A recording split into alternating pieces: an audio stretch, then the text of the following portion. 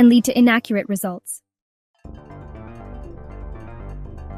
Remember Tay, the AI chatbot that Microsoft released on Twitter? It was supposed to learn from conversations but ended up making offensive comments. Why? Because it was exposed to bad data from trolls online.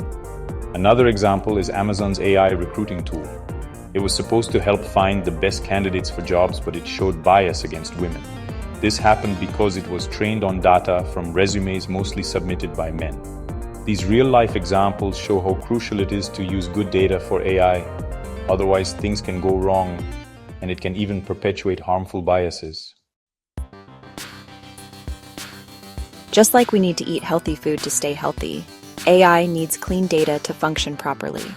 Here are some tips to ensure your AI is getting the right nutrition. Data cleaning. Think of this as giving your data a good scrub. Remove any errors, inconsistencies, or duplicate information. Data validation. This is like double-checking your data for accuracy. Use tools and techniques to make sure your data is reliable. Data governance. Establish clear rules and processes for how data is collected, stored, and used. It's like having a set of house rules for your data. By following these tips, we can help AI reach its full potential and avoid costly mistakes. Data literacy is the ability to understand and work with data. It's becoming increasingly important in today's data-driven world. When people understand data, they can identify data quality issues, make better decisions based on data, communicate data insights effectively. Organizations should invest in data literacy training for their employees. It's like giving them the tools to navigate the world of data effectively.